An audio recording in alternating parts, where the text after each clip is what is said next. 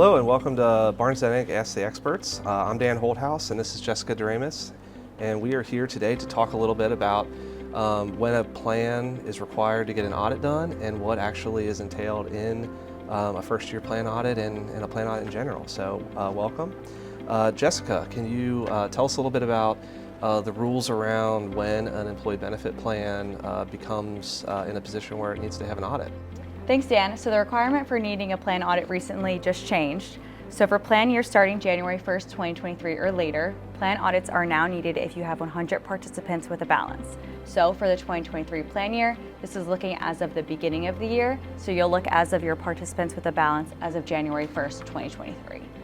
Great, and I like how you put in there about the new change, because it used to be based on eligible participants, and that can have a pretty drastic difference depending on your plan makeup. So a big change for the benefit plan world this year. Absolutely. Some plans who used to need one now no longer need one based on the new requirements. Yep, good. So let's say a plan sponsor is out there and they're watching this video and they're saying, oh wow, I think I have an audit requirement. What should they do to prepare for that audit requirement? Yeah, so preparing on our end, what we do is we look at two kind of major parts of this. So the first is our compliance portion, and what we'll look at is we'll look at your plan document, your volume submitter, any adoption agreements, any amendments that you've made to the plan. We'll look at those, and we'll also look at them in conjunction with DOL rules and regulations and the IRS rules and regulations, and really make sure that your plan is adhering to those regulations and rules that are set on all of those. Okay. So what exactly can I do to prepare for that plan audit? Yeah, so you can start by getting all of those documents together. Like I said, the plan document, volume submitter, any meeting minutes that you have related to the plan, any correspondence with the IRS or DOL related to your plan, any amendments that you've made related to the plan, and kind of gather those and get them ready to be prepared at, to be looked at. Okay, great. So you talked a little bit about the compliance aspect. What kinds of things, what kind of compliance are you talking about? Yes. What kind of tests might you be doing? Yeah, so we're looking at the compliance regarding that can be anywhere from the eligibility into the plan. So for example, if an employer states that they have anyone over the age of 18 is eligible for the plan, we'll want to make sure that anyone who entered into the plan is that age 18. We'll also look at different rules and regulations like the DOL and IRS have to make sure you're adhering to those rules, again, also in line with what your plan document says, how the plan should be run. Okay. And then the next portion of our testing is also the financial reporting. So what we do is we will create financial statements that'll be filed with your 5500 that your plan sponsor will file.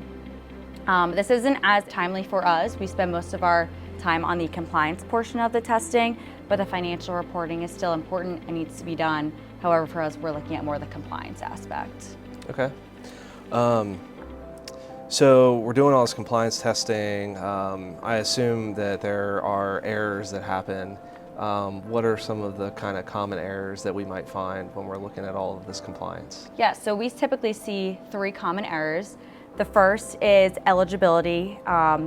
So a lot of employers are now putting auto enrollment into their plans, which is a great feature to get employees started in their plan. However, what the plan document says governs how this auto enrollment should be ran. So sometimes we see that employers are entering employees too early. Sometimes we're seeing that they're entering them too late or not at all, which are all issues. Luckily, we are pretty well versed in this and know some of the fixes and can help the clients work through those. The second item is compensation. So employers may pay their employees various different types of compensation. Again, whatever the plan document says regarding their eligible compensation is what needs to have their contributions based off of. So we'll do a deep dive into what is considered eligible compensation to make sure that employee contributions and then any matches or profit sharing contributions are made off of those eligible compensations.